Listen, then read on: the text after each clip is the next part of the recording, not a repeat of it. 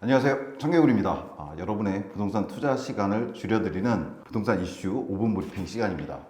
1월 29일자 소식지를 갖고 말씀을 드릴 건데요. 일단 지난주 25일 날 큰 이슈가 있었죠. 윤석열 대통령이 민생 토론에 나와서 GTX A, B, C 뿐만 아니라 D, E, F에 대한 노선을 새롭게 발표했습니다. 그래서 그날 사실 저희 카페 글들도 갑작스럽게 늘어나고 그랬었는데요. 그러다 보니까 이번 주 소식지라든가 아니면 저희 카페 내에서 이슈 글들을 보면 거의 대부분이 GTX 노선 발표와 연관된 내용들이었어요. 한번 볼게요. 첫 번째 뉴스는요, 요거죠. 또 장밋빛 GTX, 수도권 홀리는 정부. 두 번째 뉴스도 마찬가지죠. GTX 얘기죠. GTX 연장, 이제는 수도권 강원, 수도권 충청 시대. 즉 강원도와 충청도도 수도권에 속하게 됐다. 뭐 이런 내용인 것 같아요. 자, 요 GTX에 대한 얘기가 여기뿐만 아니라 잠시 넘어가 보면 아른집 이슈, 지난주 이슈 글들에도 거의 대부분 GTX 글이었어요. 서구 게시판에 검단 GTX D 정리글이라든가 아니면 경축, 광주, 경기 광주죠. GTX 5차 국가철도망 구축계획 포함 확정이라는 이슈라든가 마찬가지죠. 용인 쪽인데 기흥역 축하합니다. GTX F 확정. 사실 지난주부터 뉴스도 그렇고 아른지 글들도 그렇고 이 GTX 노선 발표에 대한 글들이 많이 올라오고 또 많은 설왕설래가 있는데요. 단도직입적으로 제가 이번 노선 발표에 대해서 말씀드리자면 특히나 GTX D, E, F 노선 발표에 대해서 말씀드리자면 의미가 없다. 기본적으로 의미가 없는 발표다. 이렇게 말씀을 드리고 싶어요. 뭐 아무런 의미가 없는 건 아니겠지만 사실 이렇게 보시면 돼요. 이 DEF 노선이란 게 지금 계획대로 잘 진행된다고 하더라도 제일 빠르게 개통되는 연도를 따져보면 아주 빨라야 2035년입니다. 지금부터 한 11년 정도 뒤죠. 근데 여러분 모두 다 아시겠지만 철도라고 하는 거는 계획대로 된 적이 그냥 없다고 보시면 됩니다. 제 생각에 오히려 이걸 주목하셔야 돼요. DEF 노선에 빠지시지 마시고 ABC 노선 있잖아요. 다른 사람들이 전부 다 DEF 얘기할 때 그거보다도 ABC 노선을 보시는 게 투자를 하시는 데는 훨씬 더 도움이 되지 않을까 이런 생각이 들어요. 따라서 이번 25일에 발표된 특히나 GTX DEF 노선을 여러분의 투자 계획이라든가 이런 것과 연관짓지 않으셨으면 좋겠어요. 그 다음 뉴스를 보면요. 동부건설 후분양 아파트 용인 센트레빌 그린이 분양 중. PF와 관련된 뉴스라서 저희가 뽑아봤는데요. 지난번에 PF 관련 영상도 그렇고 110 대책에서도 말씀드렸지만 조금 미분양 적체가 심하단 말이에요. 그래서 여러분 투자 기회가 될 거라고 얘기했죠. 그 영상들을 두 개의 영상이 있으니까 참고하시면 될 것 같은데 지난번에 2010년도 얘기를 했잖아요. 그때 제가 뭘 말씀드렸냐면 분양 현장들에서 할인들이 순차적으로 시작될 것이다 이렇게 말했어요. 실제로 현장들이 시작이 됐습니다. 좀 전에 뉴스에 떴던 거는 이 동부건설이죠.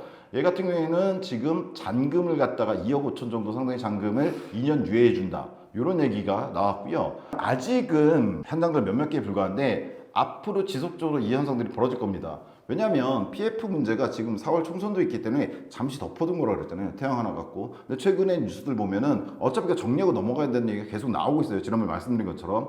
그러면은 정부에서도 세제 혜택을 줄 거고 분양 현장들도 이런 식으로 혜택이 현재 진행 중인데 이 혜택의 뭐랄까요? 양이 훨씬 더 늘어날 겁니다. 그때가 여러분들이 들어가셔야 되는 투자 기회라고 말씀드렸었잖아요. 지난번 영상을 좀 더 보시면 될 것 같고요. 그 다음 뉴스는요. 다주택자 양도세 중과 배제 2025년 5월까지 1년 연장. 요거는 110 대책에서 나왔던 얘기이기도 한데요.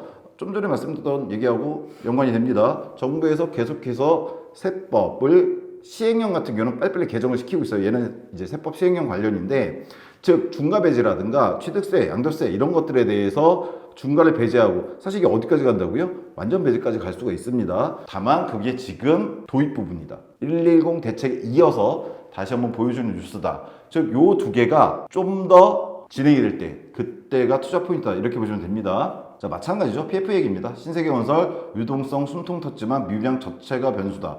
신세계건설 같은 경우는 하필이면 한국기업평가에서 신세계건설이 진행 중인 현장들에 대한 분양률이 나왔어요. 근데 20%대인 분양 현장들이 있거든요. 그러다 보니까 좀 더 얘기가 많이 되는데 그래도 뭐 신세계건설은 나름 대기업 산하잖아요. 그래서 유동성에 뭐 2,600억 정도 숨통을 텄다 이런 내용입니다. 다만 미분양이 지속될 경우에는 리스크가 해소되는 건 아니죠.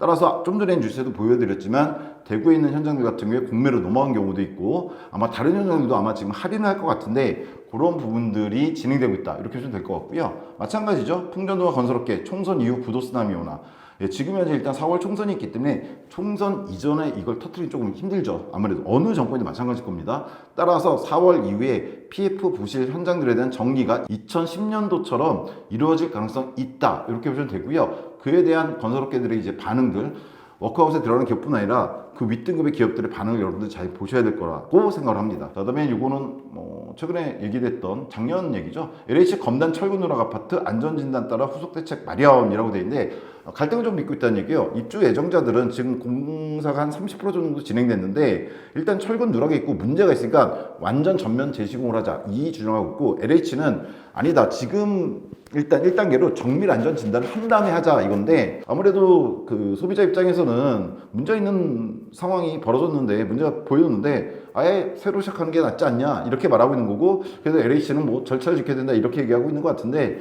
뭐 이거는 어차피 일단 문제가 됐던 거기 때문에 어떤 식으로든 재시공이 이루어져야겠죠. 예.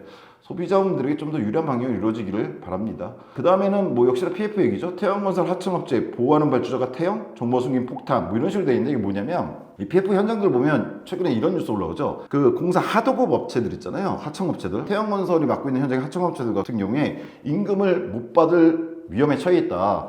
이게 줄도상으로 이어질 수 있다 이런 문제가 있단 말이에요. 근데 이게 문제가 뭐냐면 태형건설이 시공사로서 원도급자죠. 원도급자고 밑에 하청업체들인데 원래 이렇게 원도급자가 문제가 생길 경우에 공사 전체 발주한 사람이 있단 말이에요. 발주한 사람이 원도급자 대신 하청업체에 대금을 지급하면 돼요. 일종의 안전판인데 문제는 뭐냐면 지금 태형 현장 경우에 일부 현장들은 태형건설이 원도급자이면서 동시에 발주자인 경우가 있다는 얘기예요. 즉 원도급자가 문제가 생기면 발주자가 해결해 줘야 되는데 발주자도 태형건설 관련 업체라거나 태형건설 자체라는 얘기죠.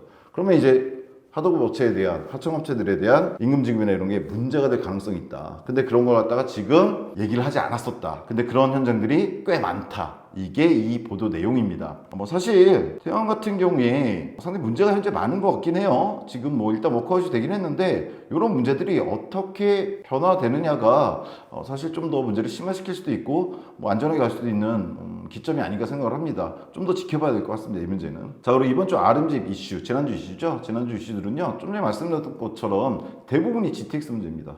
일단 검단 서구 게시판이죠. GTX D 정리를 한 글이 있는데요. 여기서는 GTX D 도선이 확정적이라고 나름 근거를 대고 얘기하고 있습니다. 나름대로 뭐 근거가 있습니다. 그리고 조회수도 상당히 많고요. 한번 들어서 보시면 될 것 같고요. 다만 제 생각에는 확정적일 수 있는데 진짜로 확정이 돼야 확정입니다. 우리나라 철도는요, 항상 그랬거든요. 쉽게 말해서 공기가 밀리기도 하고요, 노선이 바뀌기도 합니다. 따라서 이건 좀 더 지켜봐야 되지 않을까 이런 생각이 들고요. 뭐 광주에서 마찬가지고 용인에서도 GTX 뭐 D든 E든 F든 뭐 이번 발표에서 확정이 됐다 이렇게 말하는데 확정은 당연히 아닙니다. 계속 생각하셔야 될 게 확정은 아니고요. 이거는 시간이 꽤 걸릴 겁니다. 즉 이번 정권 임기 내에 예타 통과 자체가 목표예요. 못할 수도 있는 예타조차 통과하지 못할 수도 있는 겁니다.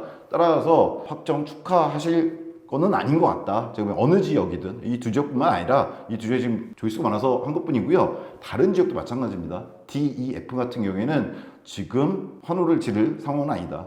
오히려 아까 말씀드렸지만 ABC 노선 완공되는 거 최근 이제 빠른 시일 내에 완공되는 노선 지역들에 대해서 투자 생각하시는 게 좀 더 낫다 이렇게 볼 수 있을 것 같습니다. 그리고 이슈 마지막은 5호선 대광이 중재한 보도자료에 대한 리뷰. 사실 GTX 때문에 좀 묻힌 경향이 있지만 5호선 같은 경우도 인천 김포에 상당히 논란이 됐던 거죠. 그중에서 김포 경찰서역 김경역이라고 줄여서 말씀하셨는데 이 부분에 대한 보도자료 리뷰가 있습니다. 중재안 발표를 갖고 이 부분에 좀 생각을 해봐야 된다 이런 글인데요. 나름 뭐 논리적인 글이기 때문에 여러분들 한번 보시는 것도 좋지 않을까 이런 생각이 듭니다. 이상 부동산 주요 뉴스와 RM집 이슈 글들 살펴봤는데요. 전체적으로 GTX 글하고 PF 관련 글들이 올라와 있었습니다. 다시 한번 요약해드리자면 GTX DF는 지금으로서는 의미가 없다. 단도직입적으로 지금으로서는 의미가 없다 이렇게 말씀드리고 싶고요. 그 다음에 PF 같은 경우는 총선 이후에 변화가 있을 거다. 그때가 투자 기회가 올 것이다. 이렇게 말씀드리고 싶습니다. 그다음에 뭐 유튜브 영상 저희 거 120 대책에 대한 게 올라갔다는 내용이고요. 분양 캘린더가 있는데요. 분양은 이번 주에 주목할 만한 데가 한 군데도 없더라고요.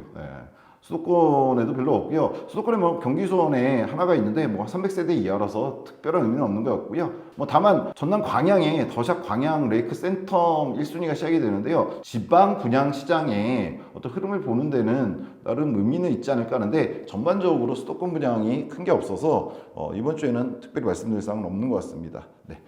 이상 부동산 이슈 5분 브리핑이었습니다. 감사합니다.